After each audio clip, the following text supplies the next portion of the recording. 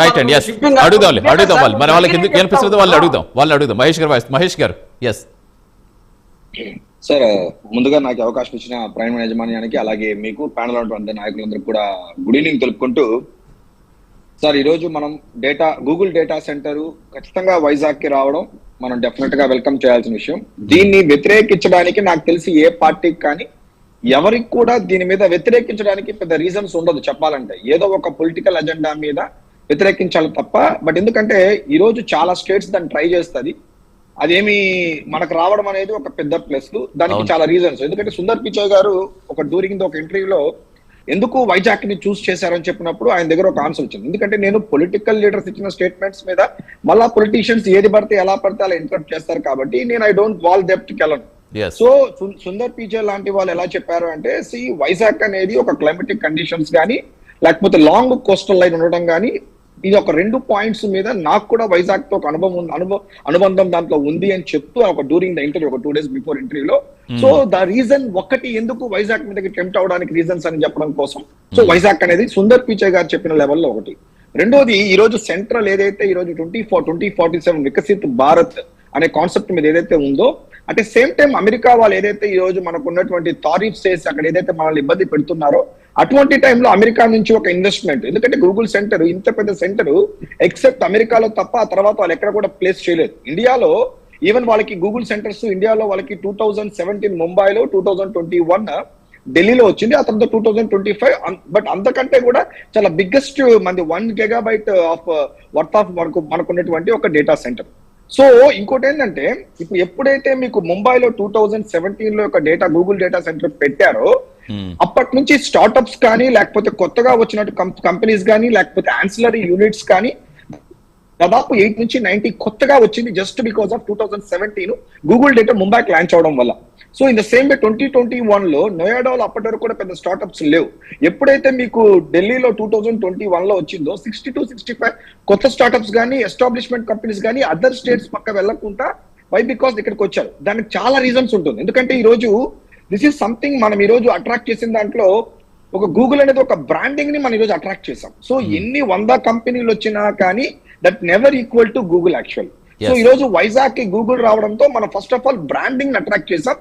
So ఇది ఒక్కసారిగా ఏమైందంటే ఎంటైర్ ఇండియా ఎంటైర్ ప్రపంచం కూడా ఒక్కసారి ఏపీ వైపు ఎందుకు చూడాల్సి వస్తుందంటే ఎందుకు ఈ రోజు వైజాగ్ వెళ్ళిపోయిందని చెప్పడం కోసం. వరల్డ్ వైడ్ గా ఉన్న కంపెనీస్ అట్రాక్ట్ చేసేందుకు డెఫినెట్ గా మార్గం సుగమమైనట్టు వాట్ ఈస్ దేర్ ఇన్ హైటెక్ సిటీ. హైటెక్ సిటీ లో ఏముంది? హైటెక్ సిటీ అనేది ఒక బ్రాండ్ ఎప్పుడైతే క్రియేట్ అయిందో అన్ని కంపెనీస్ ఆ పక్కకు రావడం స్టార్ట్ చేసింది. అమెరికాలో సిలికాన్ వ్యాలీలో ఏముంటుంది? అమెరికాలో సిలికాన్ వ్యాలీని చూపించి కంపెనీస్ అట్రాక్ట్ చేస్తారు. సో ఈ రోజు మనకి ఏంట్రా అంటే ఎన్ని టీసీఎస్ఎస్ వచ్చినా ఎన్ని సిటీఎస్ వచ్చినా క్యాబ్ జెమినీస్ ఎన్ని వచ్చినా కానీ బట్ అంతకంటే ఇంత మూమెంట్. ఎందుకంటే చూడండి, మనం కూడా టీవీ డిబేట్స్ లో చాలా కంపెనీస్ వచ్చినా కానీ ఇంత డీటెయిలింగ్ గా డిబేట్స్ ఎప్పుడు పెట్టలేదు. బట్ వైజాగ్ ఎప్పుడైతే గూగుల్ వచ్చిందో డెఫినెట్లీ ఫోకస్ అంతా వచ్చింది. దానికి కారణం సుందర్ పిచాయ్ గారు కావచ్చు, గూగుల్ కున్న స్టాండర్డ్స్ కావచ్చు, ఈవెన్ వాళ్ళకు ఇక్కడ ఉన్నటువంటి క్లైమేటిక్ కూడా. సో ఈ రోజు డిస్క్రిమినేషన్ అనే పార్ట్ లో సార్ ఇది ఎందుకంటే సార్ ఇది ఎవరు పొలిటికల్ గా మాట్లాడినా కానీ చాలా చిరాగ్గా ఉంటుంది. అది చాలా ఎంబ్రాసింగ్ గా ఉంటుంది. ఎందుకంటే జనాలకి ఇప్పుడు నేను ఒకటి అడుగుతాను, నేను వైఎస్ఆర్సీపీ పార్టీ పేరు కూడా ఎట్టదలుచుకోలేదు. నా పాయింట్ ఏంటంటే మీరు గూగుల్ ని వ్యతిరేకిస్తారా? గూగుల్ రావడం మీకు ఆంధ్ర రాష్ట్రానికి ఇష్టం లేదా? సో గూగుల్ వల్ల ఎటువంటి అడ్వాంటేజెస్ లేదా అనేది మీరు ఎవరన్నా ఒకరు చెప్పండి. మీరు ఏదేదో కాన్సెప్ట్స్ తీసుకురావద్దండి. ఇప్పుడు ఎవరో నేను ఒక డ్యూరింగ్ ఒక ఛానల్లో ఒక గూగుల్ కంపెనీని జస్ట్ ఒక గోడౌన్ తో కంపేర్ చేసి వ్యక్తులు మాట్లాడుతున్నారంటే నాకు అర్థం కాలేదు. దట్ ఈస్ అదేనా? అంటే అంత చిన్న అంత మాత్రం పనిలేక మన అమెరికాలో ఎన్ని గూగుల్ సెంటర్స్ ఉన్నాయో తెలుసా? మన అమెరికాని ఎందుకు ఈ రోజు మనం ఎందుకు ప్రతిదానికి అమెరికాతో పోల్చుకుంటాం?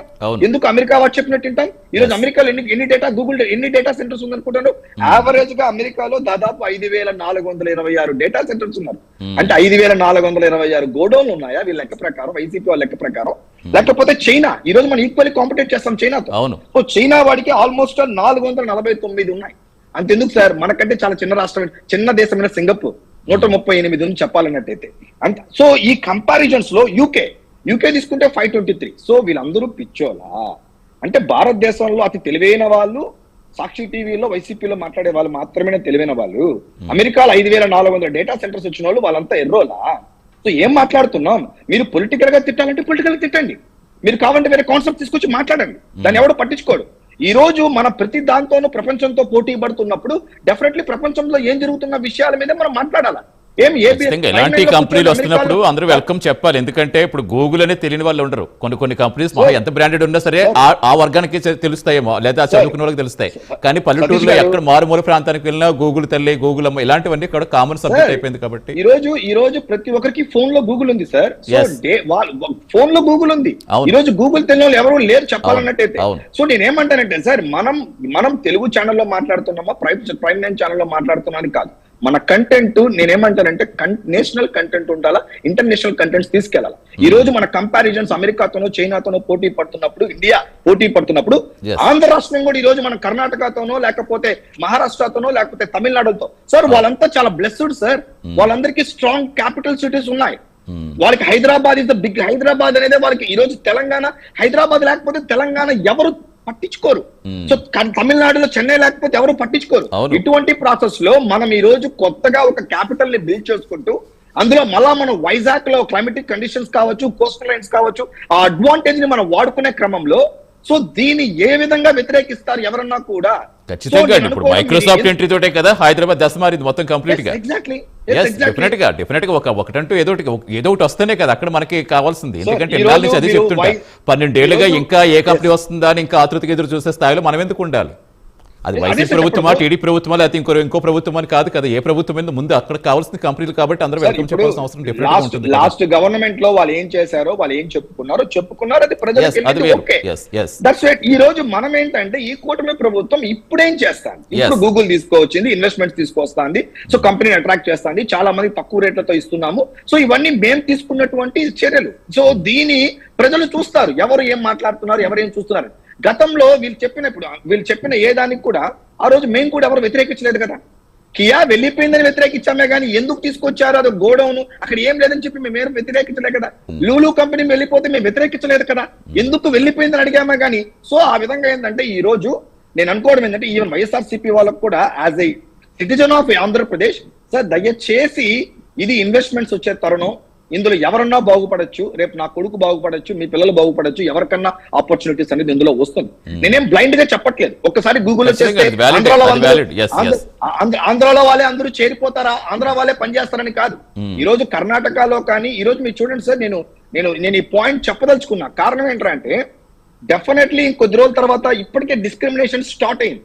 ఇది చాలా మందికి తెలియదు. ఐటీ ఎంప్లాయీస్ ఎవరెవరైతే అదర్ స్టేట్స్ లో పనిచేస్తున్నారో వాళ్ళు ఆల్రెడీ డిస్క్రిమినేషన్ ఎదుర్కొంటున్నారు. అంటే మీనింగ్ ఏంద్రా అంటే కర్ణాటకలో వచ్చి ఆంధ్ర వాళ్ళు పనిచేస్తున్నారు, తమిళనాడుకు వచ్చి ఆంధ్ర వాళ్ళు పనిచేస్తున్నారు, మీకేమీ లేదా అని డిస్క్రిమినేషన్ స్టార్ట్ చేసి అక్కడ ఎంప్లాయీస్ ని స్లోగా టార్గెట్ చేస్తున్నారు సైకలాజికల్ గా.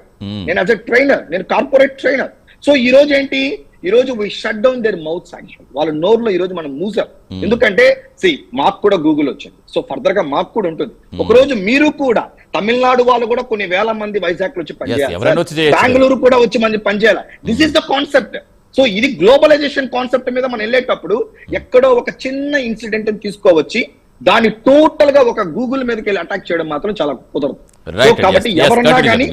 కంటిన్యూ చేద్దాం మహేష్ గారు. అసలు ఇంకా ఏపీకి సుదీర్ఘ తీర ప్రాంతం కూడా చాలా అడ్వాంటేజ్. అసలు విదేశీ పెట్టుబడులు ఇంకా ఆకర్షించాలంటే ఇంకా ఎలాంటి మౌలిక వసతులు కల్పించాలి, ఎలాంటి రాయితీ కల్పించాలి, వీటి మీద కూడా కంటిన్యూ చేద్దాం. బాలకోటి గారు షార్ట్ బ్రేక్ తీసుకుని వస్తారు మీ దగ్గరికి. ప్రైమ్ డిబేట్ షార్ట్ బ్రేక్ తీసుకుందాం. Stay with us.